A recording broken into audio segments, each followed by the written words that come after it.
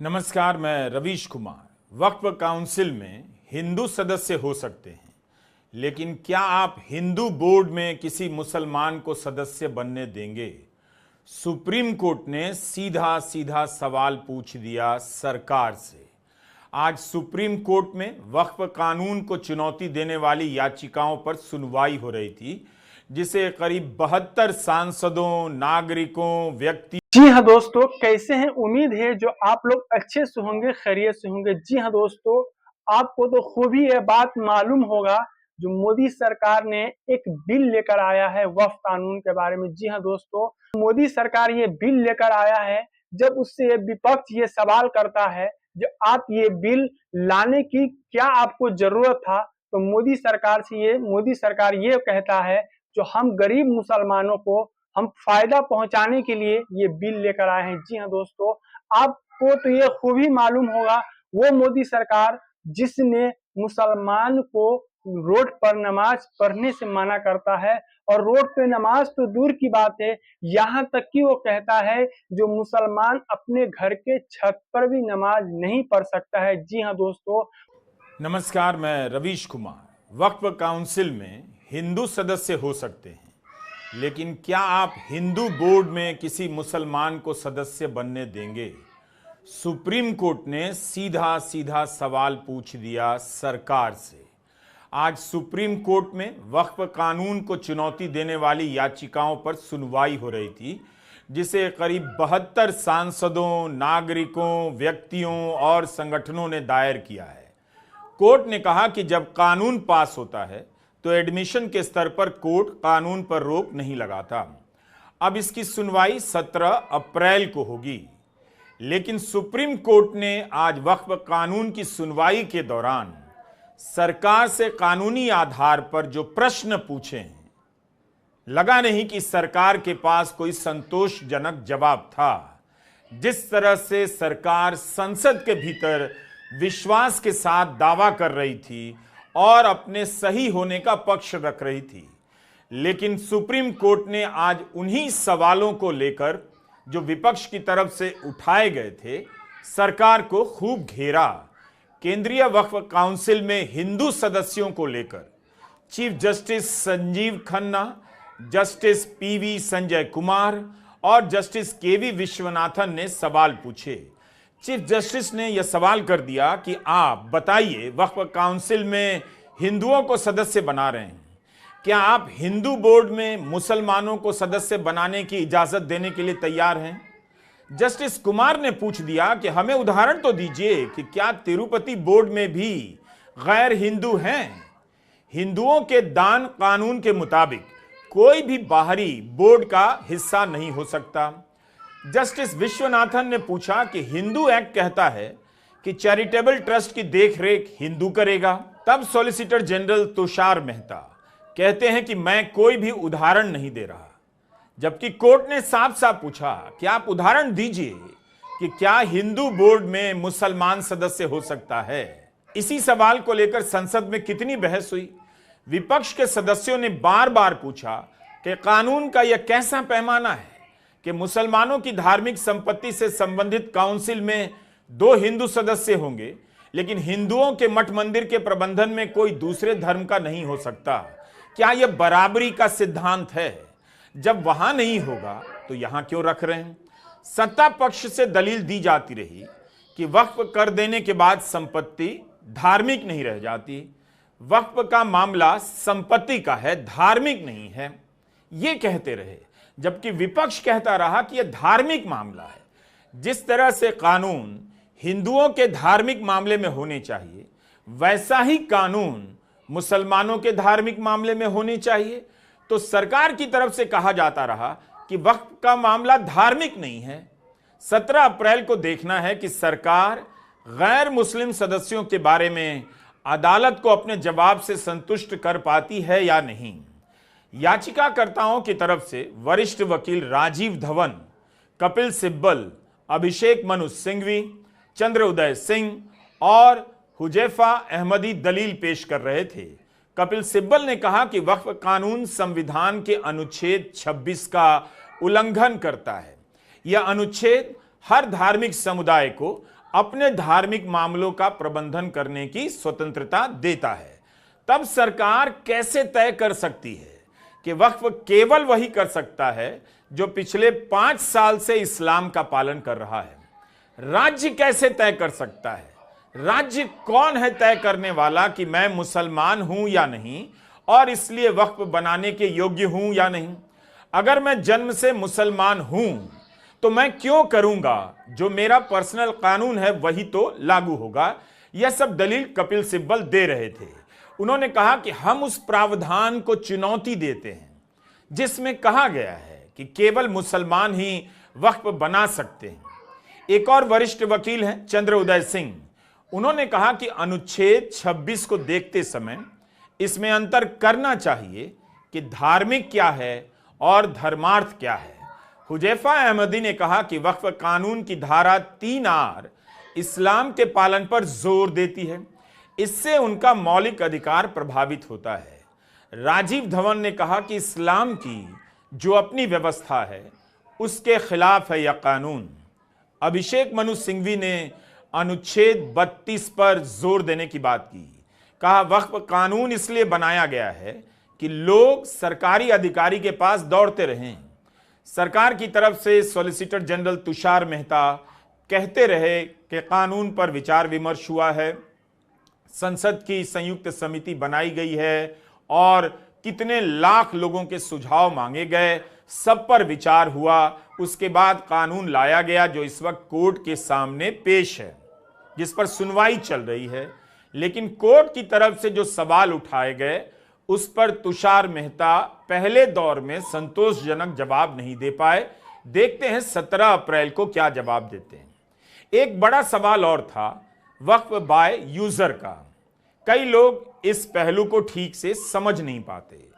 Chief justice Sanjeev Khanna के सवाल से यह मसला और साफ होता है, सरल तरीके से होता है। चीफ जस्टिस संजीव खन्ना ने पूछा कि वक्फ कानून से वक्फ बाय यूजर क्यों हटाया गया। मान लीजिए अगर कोई मस्जिद 14वीं और 15वीं सदी से है, वक्फ की जमीन पर बनाई गई है, लेकिन उसके पास कोई रिकॉर्ड तो है नहीं। ऐसे में अभी तक क्या होता था, वक्फ बाय यूजर के तहत मान लिया जाता था कि मस्जिद है, 14वीं सदी से है, 15वीं सदी से है, तो वक्फ की जमीन है। अब अगर सरकार दावा करने लग जाए कि यह मेरी जमीन है तो क्या हो जाएगा? कोर्ट का यह सवाल था। चीफ जस्टिस ऑफ इंडिया ने कहा इससे तो गंभीर स्थिति पैदा हो जाएगी। चीफ जस्टिस संजीव खन्ना ने पूछा कि ऐसी संपत्तियों को आप कैसे रजिस्टर करेंगे, उनके पास क्या दस्तावेज होंगे? वक्फ बाय यूजर मान्य किया गया है, अगर आप इसे खत्म करते हैं तो समस्या होगी। संसद में बहस के दौरान इस मुद्दे पर भी खूब सवाल उठे। विपक्ष के सदस्यों ने सरकार से आग्रह किया कि जगह जगह पर वक्फ की जमीन को लेकर बवाल हो जाएगा, तरह तरह के दावे होंगे, ऐसा मत कीजिए, अशांति फैल जाएगी। लेकिन सरकार ने संतोषजनक जवाब आज कोर्ट में नहीं दिया। 17 अप्रैल को देखते हैं कि इस पहलू पर सरकार की तरफ से क्या ठोस जवाब आता है और अदालत उससे संतुष्ट होती है या नहीं। वक्फ बाय यूजर के मसले पर सरकार की तरफ से सॉलिसिटर जनरल तुषार मेहता ने कहा कि उन्हें रजिस्ट्रेशन करवाना होगा। किसी ने उन्हें ऐसा करने से नहीं रोका। 1995 के कानून में भी यह अनिवार्य था। कपिल सिब्बल ने कहा कि यह इतना आसान मामला नहीं है। वक्फ सैकड़ों साल पहले किया गया है। क्या आप 300 साल पुरानी संपत्ति की वक्फ डीड मांगेंगे? इस तरह तो रजिस्ट्रेशन नहीं होने पर मुतवल्ली को जेल जाना पड़ जाएगा। इस पर चीफ जस्टिस ऑफ इंडिया ने कहा जो उपयोग चल रहा है, यानी जो चला आ रहा है, वही माना जाएगा।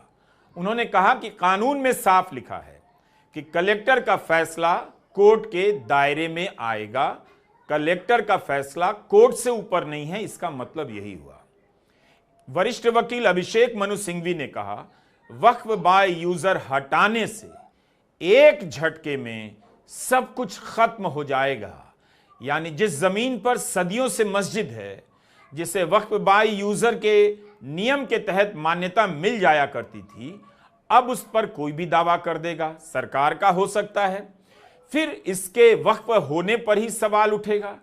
इस्तेमाल के आधार पर आप नया वक्फ घोषित नहीं कर पाएंगे, क्योंकि नए कानून के अनुसार सदियों से इस्तेमाल हो रहा है, यह काफी नहीं होगा, जमीन का दस्तावेज पेश करना होगा। सिब्बल और सिंघवी दोनों ने कहा कि राम जन्मभूमि के फैसले में इस मान्यता को स्वीकार किया गया है। क्या आपने फैसले के उस हिस्से को अब हटा दिया है? यह बड़ा सवाल था। सुप्रीम कोर्ट ने आज कोई फैसला नहीं दिया है, लेकिन चीफ जस्टिस की बेंच की तरफ से जो सवाल उठे उससे लगता है कि संसद के बाद सरकार को यहां भी संतुष्ट करना आसान नहीं होगा। चीफ जस्टिस ने कह दिया कि कलेक्टर का फैसला कोर्ट के दायरे में आएगा। इस पर कपिल सिब्बल ने वक्फ कानून को चैलेंज करते हुए कहा कि इसमें सरकार का अवसर होगा, यही अपने आप में असंवैधानिक है। सरकार यह घोषित कर सकती है प्रॉपर्टी उनकी है, लेकिन इसकी कोई समय सीमा नहीं। आप कह रहे हैं विवाद की स्थिति में एक अफसर जांच करेगा, जो सरकार का होगा यह असंवैधानिक है। इसका मतलब यही हुआ कि जो सरकार का होगा वो हमेशा सरकार का ही पक्ष लेगा। अगर मामला लंबे समय तक चल जाता है तो कितने समय तक लोग इंतजार करेंगे? ठीक है कि यह मामला कोर्ट में जाएगा, कलेक्टर के आदेश को चुनौती दी जा सकती है, लेकिन अगर कलेक्टर पंच बन जाएगा तो वह सरकार का ही पक्ष लेगा और यह मामला लंबे समय तक खींचा जा सकता है। एक पहलू था कि किसी संरक्षित विरासत के बारे में की गई घोषणा अब बेअसर हो जाएगी। सिब्बल ने इस आधार पर भी चुनौती दी कि अगर किसी वक्फ की जमीन को भारतीय पुरातत्व सर्वेक्षण ने संरक्षित कर दिया तो उस पर वक्फ का अधिकार खत्म हो जाएगा। इस बात पर चीफ जस्टिस संजीव खन्ना ने कहा, तर्क सिब्बल के पक्ष में ही जाता दिखता है। अगर ऐतिहासिक इमारत घोषित होने से पहले ही वो वक्फ घोषित हो गई है तो कोई फर्क नहीं पड़ेगा, वो संपत्ति वक्फ की ही रहेगी। आपको इस पर चुनौती नहीं देनी चाहिए। केवल तभी चुनौती मानी जा सकती है जब यह कहा जाए कि संरक्षित घोषित होने के बाद उसे वक्फ नहीं माना जा सकता है। जामा मस्जिद समेत सभी ऐतिहासिक इमारतें संरक्षित रहेंगी। तो एक और बड़े पहलू पर कोर्ट की राय से नजरिया साफ हो जाता है। वक्फ की बहस दिलचस्प मोड़ ले रही है। इसके कानूनी पहलू पर नजर रखिए। चीफ जस्टिस संजीव खन्ना ने बंगाल के मुर्शिदाबाद की हिंसा पर भी नाराजगी जताई और कहा कि जब मामला कोर्ट के सामने है तब यह सब नहीं होना चाहिए था।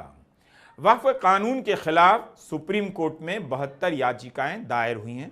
तृणमूल कांग्रेस की सांसद महुआ मोइत्रा, राजद सांसद मनोज कुमार झा, समाजवादी पार्टी के सांसद जियाउर रहमान बर्क, कांग्रेस सांसद इमरान प्रताप गढ़ी, AIMIM सांसद असदुद्दीन ओवैसी, आम आदमी पार्टी के नेता अमानुल्लाह खान ने चुनौती दी है। इसके अलावा association for the protection of civil rights, Jamiat Ulema-e Hind, Anjum Qadri, Tayyab Khan Salmani, Mohammad Shafi ने भी याचिका दी है और 6 बीजेपी शासित सरकारों ने भी कानून के समर्थन में याचिका दायर की है।